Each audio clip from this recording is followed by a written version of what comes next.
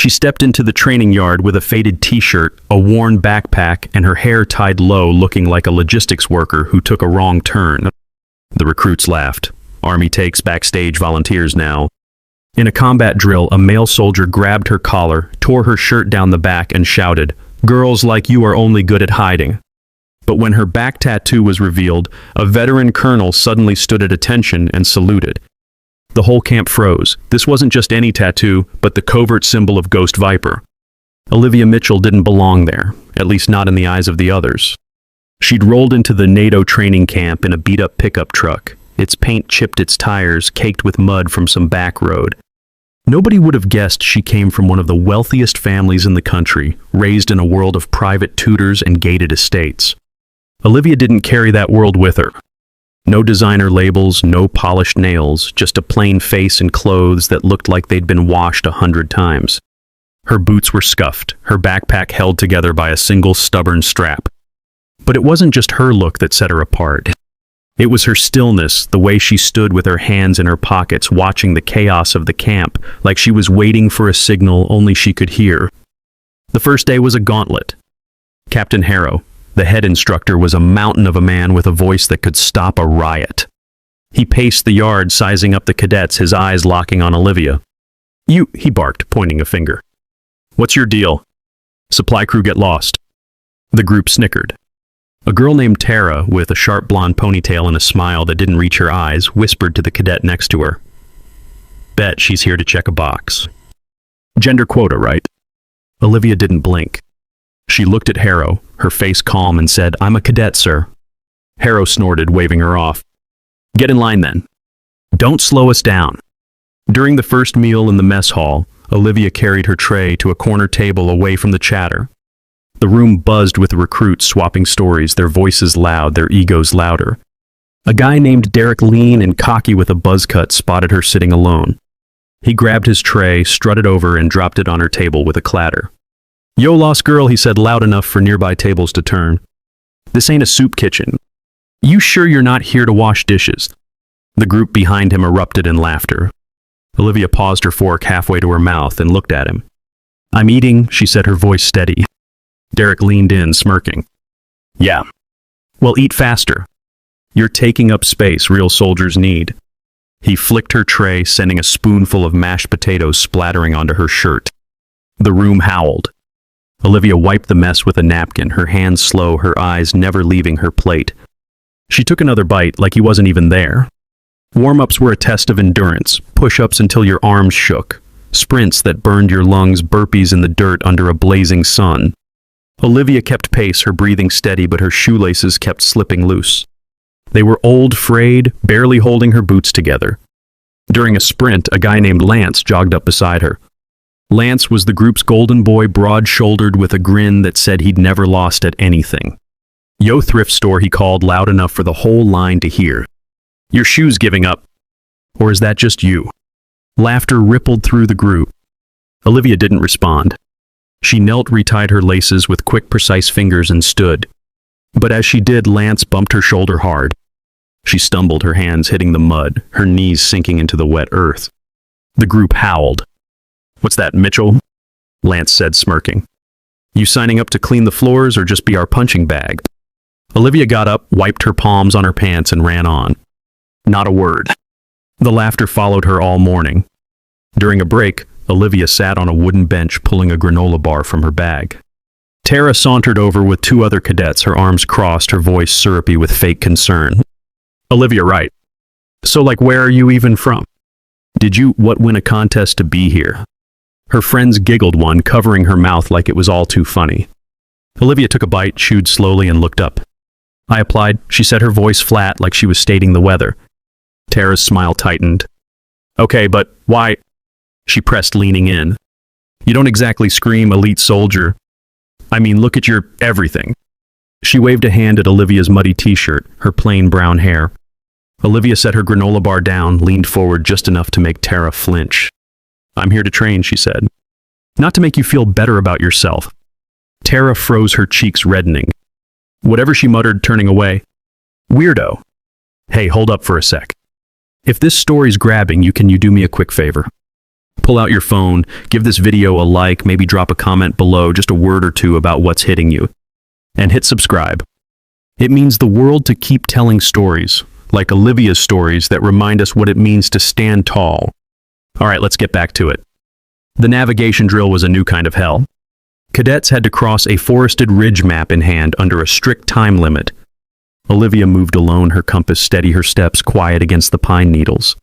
A group of 4 cadets, led by a wiry guy named Kyle, spotted her checking her map under a tree. Kyle, who'd been vying for Lance's spotlight, saw his chance. "Hey, Dora the Explorer," he called, his voice cutting through the quiet. "You lost already? Or you just out here picking flowers?" His group laughed, circling closer. Olivia folded her map, her fingers deliberate, and kept walking. Kyle jogged up, snatching the map from her hand. "Let's see how you do without this," he said, tearing it in half and tossing the pieces into the wind. The others cheered. Olivia stopped, her eyes following the scraps as they fluttered away. She looked at Kyle, her face blank, and said, "Hope you know your way back." Then she turned and kept moving, her pace unchanged. Kyle's laughter faltered, but his group kept jeering, their voices echoing through the trees. The rifle disassembly drill came that afternoon, and it was a wake-up call. The cadets had 2 minutes to take apart an M4 carbine, clean it, and reassemble it. Most struggled, their fingers fumbling with the pins, swearing as parts slipped. Lance finished in a messy 143, grinning like he'd aced it. Tara scraped by at 159, her hands shaking as she snapped the last piece in place. Then Olivia stepped up. She didn't rush, didn't hesitate. Her hands moved like they were following a script, pin out, bolt-free parts, laid out in a perfect grid.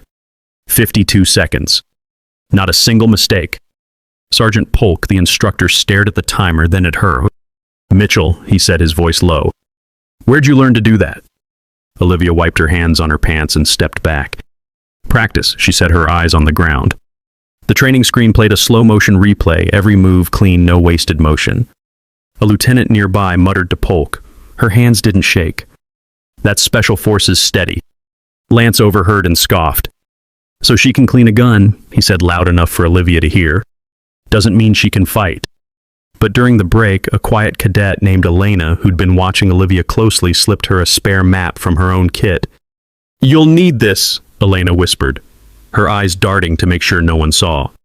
Olivia took it, nodded once, and tucked it into her bag without a word. Whispers started after that. A few cadets glanced at her during the next break, trying to piece her together. Olivia didn't seem to care. She sat on the grass, retying her laces, her face as blank as ever. Tara leaned over to Lance, her voice low but sharp. "Bet she's got some sad story. Poor kid from nowhere, trying to prove she's somebody." Lance laughed. "Yeah, well, she's proven she's a nobody." Olivia's fingers paused on her laces just for a moment. Then she kept tying, her movement slow, like she was sealing something inside her. In the equipment shed where cadets were assigned gear for the next drill, Olivia waited her turn, her backpack slung over one shoulder. The quartermaster, a gruff older man named Gibbs, handed out vests and helmets with a scowl. When Olivia stepped up, he looked her over, his lip curling. "What's this, a hobo convention?" he said loud enough for the line to hear. "We don't got gear for civilians, sweetheart." He tossed her a vest 2 sizes too big, the straps dangling uselessly. The cadets behind her snickered. "Maybe use it as a tent," one called. Olivia caught the vest, her fingers tightening around the canvas. She didn't argue, didn't ask for a replacement. She just slung it over her shoulder and walked out, her boots echoing on the concrete. Gibbs laughed, shaking his head.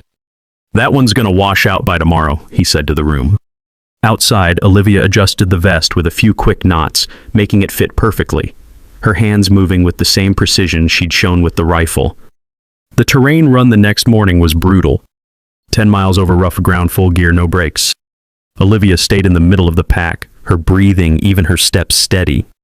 Tara was right behind her, muttering the whole time. "Pick it up, charity case," she hissed. "You're dragging us down." At the halfway mark, Tara nudged Olivia's elbow just enough to throw her off. Olivia's foot caught a rock and she veered off the path, her ankle twisting as she hit the ground. Captain Harrow saw it. "Mitchell," he roared. "Broke formation. Squad loses points." The group groaned, some shooting her dirty looks. Lance turned, his face flushed. "Nice one, Mitchell. Real team player." Olivia didn't argue.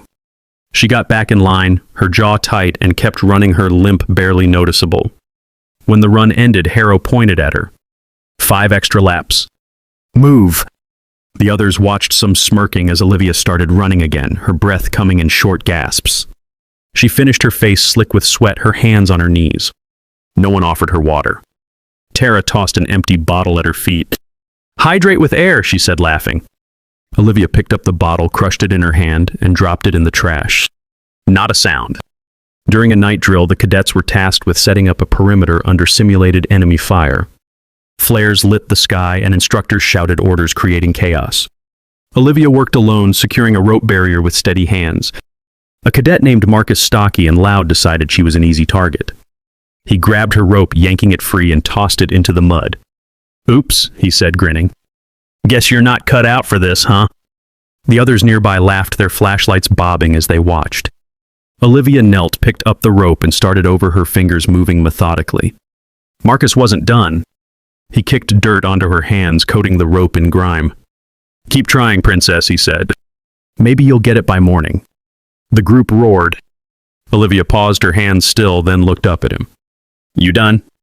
She asked, her voice quiet but sharp. Marcus blinked, thrown off, but laughed it off. She went back to work, her face unreadable, the rope clean again in seconds. Later, when the drill ended, Marcus's own barrier was found loose, costing his squad points. No one saw Olivia near it, but Elena, watching from the sidelines, hid a small smile. That night in the barracks, Olivia sat on her bunk, pulling an old photo from her bag.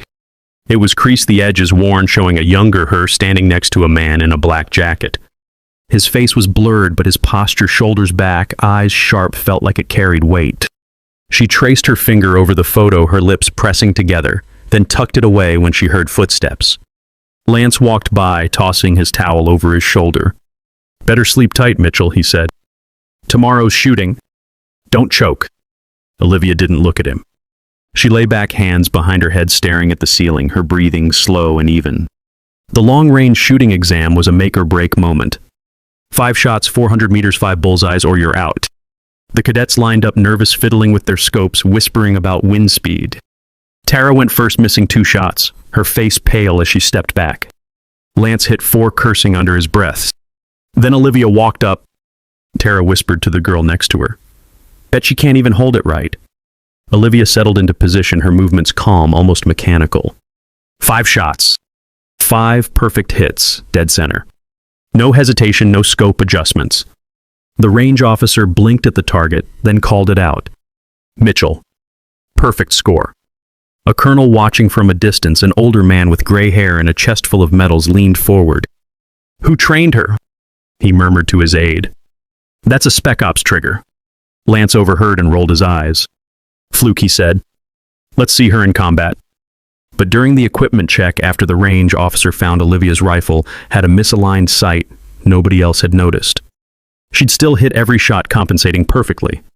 The officer shook his head, muttering, That's not luck. That's skill. In the mess hall the next day, Olivia's tray was empty. She'd been last in line, and the food had run out. She sat anyway, sipping water, her face calm. A group of cadets led by a girl named Jenna saw her and decided to have fun. Jenna, tall and smug with a laugh that carried, walked over and dropped a half-eaten apple onto Olivia's tray. Here, she said, her voice dripping with pity. Can't have you starving, right? You need strength to, carry our bags? The table behind her burst into laughter. Olivia looked at the apple, then at Jenna, her eyes steady. Thanks, she said, picking it up and taking a slow bite. Jenna's smile faltered. She'd expected a reaction, not this. The group kept laughing, but it was forced now. Olivia finished the apple, core and all, and set the tray aside.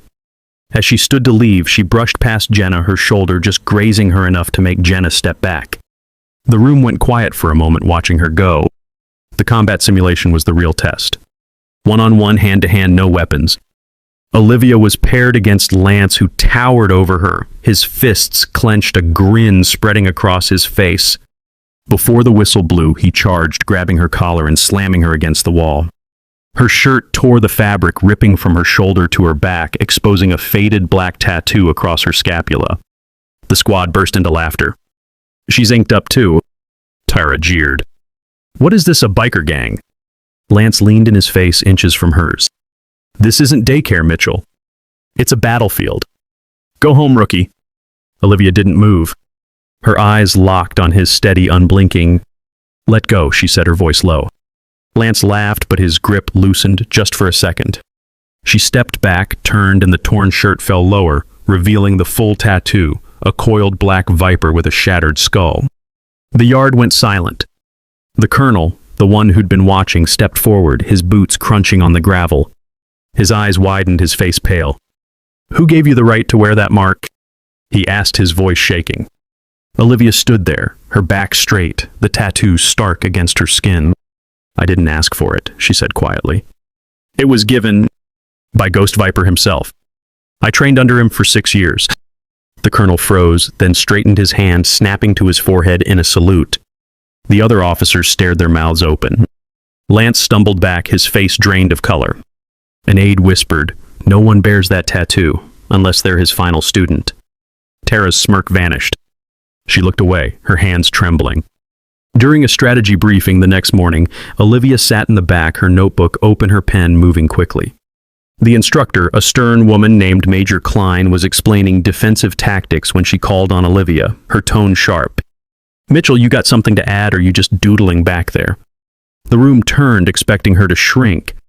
Olivia looked up, her pen still, and said, "Your flank's exposed on the left. You'd lose half your unit in an ambush." Klein blinked, caught off guard. She glanced at the diagram, then back at Olivia. "Explain," she said. Olivia stood, walked to the board, and drew a quick adjustment, her lines precise. "Shift your scouts here," she said. "Cuts their angle of attack." The room was silent. Klein nodded slowly, then said, "Noted. Sit down." As Olivia returned to her seat, Tara whispered, "Teacher's pet now." But Klein overheard and snapped, "Quiet, cadet. She just saved your hypothetical lives." Tara's face burned and the room shifted, eyes lingering on Olivia with new respect. Ghost Viper. The name was a ghost itself, a whisper from a unit erased from records 5 years ago. No one spoke of it openly, but the stories lingered, missions that never happened. Operatives who vanished, a leader who trained only a few each, marked with that tattoo. Olivia didn't look at the colonel, didn't look at anyone. She pulled her torn shirt back over her shoulder and walked to the edge of the yard, her steps slow, deliberate. The silence followed her, heavy, unbroken. Lance couldn't let it go. His pride wouldn't allow it. He stood in the middle of the yard, his fists clenched, his voice echoing. "So what if she has a tattoo?" he shouted. "Prove it in a real fight." The cadets looked at each other, unsure. Olivia stopped walking. She turned, her eyes cold, and said, "If that's what you want." She didn't fix her shirt, just let it hang, the tattoo still visible, her stance calm but unyielding. Lance charged, swinging wildly, his fists aimed at her face. Olivia dodged every punch, her movements fluid, almost effortless. He yelled, "Hit me already!" She didn't. She let him tire himself out, his swings getting sloppier, his breath ragged. Then in one motion she stepped forward. A snap, choke, her arm around his neck, a twist, a pull. 8 seconds. Lance collapsed unconscious, his body limp on the ground. No one spoke. Captain Harrow walked over, his face unreadable. He looked at Lance, then at Olivia, then at the group. Effective immediately, he said, "Olivia Mitchell is honorary instructor. You'll learn from her." Olivia didn't nod, didn't smile. She picked up her backpack, pulled her torn shirt closed, and walked off. The cadets parted for her, their eyes down, their laughter gone. During a live fire exercise the next day, Olivia was assigned to lead a small team through a mock urban assault. Her group included Tara, who rolled her eyes at the assignment. As they moved through the course, Tara deliberately ignored Olivia's signals, rushing ahead and triggering a tripwire that set off a deafening siren. The exercise halted, and Harrow stormed over, his face red. "Mitchell, your team's a mess," he bellowed. Tara smirked, whispering to Derek, "Told you she's useless." Olivia stood there, her hands steady, and said, "Tara broke formation. I signaled her to wait." Harrow turned to Tara, who shrugged. "Didn't see it," she lied. The group snickered, blaming Olivia for the failure. She didn't argue, just nodded and said, "Understood, sir." But as they reset, an overhead drone replay showed Tara ignoring the signal clear as day. Harrow watched the footage, his jaw tight, and docked Tara's squad points. The group's laughter died, and Tara's face went pale. The camp changed after that. The air felt heavier, the whispers quieter. Olivia stood at the front of the yard the next day, her backpack over one shoulder, her t-shirt swapped for a plain black one. She didn't bark orders, didn't raise her voice. She just showed them rifle drills, combat stances, moves that looked simple but took years to perfect.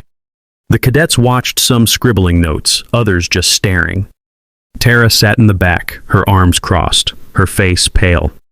Lance wasn't there. Word was he'd been sent to medical, then reassigned to a desk job at a base in the middle of nowhere. No one talked about it, but everyone knew. In a first aid drill, Olivia was paired with Derek, who'd mocked her in the mess hall. They had to treat a simulated casualty under time pressure. Derek, eager to show off, shoved Olivia aside as she reached for the bandage kit. "I got this," he said loud enough for the group to hear. "You'd probably just make it worse." He fumbled the bandages, wrapping them, too loose blood seeping through the dummy's fake wounds. The instructor, a medic named Carter, shook his head. "You're killing him, cadet." Derek's face reddened and he snapped, "She distracted me," pointing at Olivia. The group laughed, egging him on. Olivia stepped forward, her hands steady, and redid the bandages in seconds, her wraps tight and perfect. Carter nodded, impressed. "That's how it's done," he said. Derek stormed off muttering, but the group's laughter turned to murmurs. Later, Carter pulled Olivia aside and handed her a medic patch, saying, "You earned this." She took it, her face blank, and slipped it into her bag. A week later, during a break, an officer approached Olivia. He was young, nervous, clutching a clipboard. "Ma'am," he said, his voice low. "There's someone here for you." Olivia looked up, her eyes narrowing. She followed him to the camp's entrance, where a man stood waiting. He was tall, broad-shouldered, with short-cropped hair and a face that gave nothing away. He wore a black jacket and jeans, no uniform, but the guard stepped back when he moved. The colonel was there too, his hands clasped behind his back. "General," he said, nodding to the man. The man didn't respond. He looked at Olivia, his eyes softening for a moment. She walked up to him, her face unreadable, and stopped a few feet away.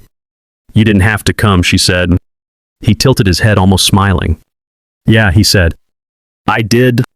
The cadets watching from a distance went quiet. Tara, standing nearby, dropped her water bottle, the plastic clattering on the ground. The colonel cleared his throat, addressing the group. "This is General Thomas Reed," he said. "Olivia's husband." The words hit like a shockwave. Reed didn't say anything else. He put a hand on Olivia's shoulder, and they walked to the pickup she'd arrived in. The engine roared to life, and they drove off, the dust kicking up behind them. No one moved until the truck was gone. During a final review, the camp's top brass gathered to evaluate the cadets' progress. Olivia's name came up, and the room went quiet.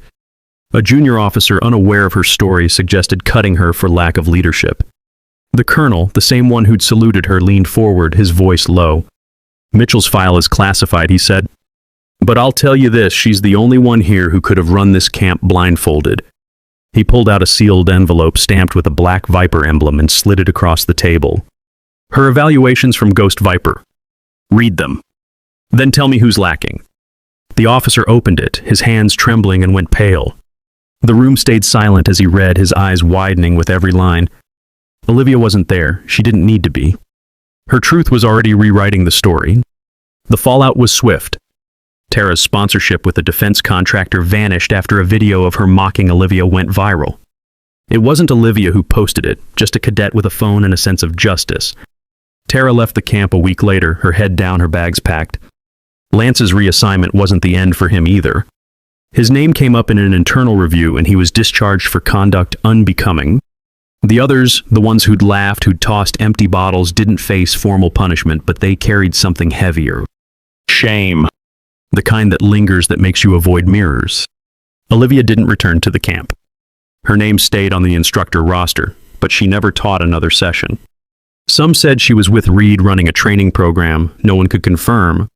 Others said she'd vanished just like Ghost Viper. But the cadets who'd seen her, who'd watched her move, who'd felt the weight of her silence, they didn't forget. They told her story, passed it down, let it grow. Not a legend, not a myth. Just the truth of a woman who didn't need to shout to be heard. Years earlier, Olivia had been different. Not softer, but younger, her edges less defined. She'd trained in a compound nobody knew existed under a man whose name was never spoken. He'd chosen her not because of her family's money, but because of her quiet, because she listened, because she moved with purpose. 6 years she'd learned his ways, the rifle, the choke, the way to stand so the world noticed without you saying a word. He'd given her the tattoo himself, the needle biting into her skin as he said, "This isn't a badge. It's a promise." She'd knotted her jaw tight and carried that promise ever since. Back in the camp, the days after her departure felt hollow. The cadets trained harder, but the energy was different. They'd seen something they couldn't unsee. During a night drill, one of the younger recruits, a kid named Sam, found Olivia's old photo in the barracks tucked under a bunk. He held it up, squinting at the blurred man in the black jacket. "Who was she really?" he asked the group. No one answered. Tara, still there, but quieter now, looked at the floor. Sam slipped the photo into his pocket, not sure why, but feeling like it mattered. The consequences kept coming. The defense contractor who dropped Tara faced a PR nightmare when the video spread further, their stock dipping as online forums lit up with outrage. Lance's discharge wasn't just a footnote. His family name, once respected, became a cautionary tale in military circles. Captain Harrow, who'd yelled at Olivia for breaking formation, was called into a meeting with the colonel. Nobody heard what was said, but Harrow was quieter after that, his orders less harsh, his eyes scanning the yard like he was looking for something he'd missed. Olivia's story didn't end with the camp. It spread, carried by the cadets, by the officers, by the whispers that followed her name. It reached the older folks, the ones who'd been judged their whole lives, who'd been told they didn't belong. They heard about the woman who'd walked into a room full of scorn and walked out with a salute. They understood her silence, her steady hands, the way she didn't need to explain herself. Her story was theirs, a reminder that truth doesn't need a megaphone. It just needs time. In the end, it wasn't about the tattoo or the rifle or the choke that dropped Lance. It was about Olivia's presence, the way she carried her pain, her past, her power, all without a word. She didn't need to prove herself. The world caught up like it always does. And for everyone who'd ever been pushed aside, her story was a quiet promise your time's coming. Hold your ground. You're enough. Where are you watching from? Leave a comment below and hit follow to walk with me through heartbreak, betrayal, and finally healing.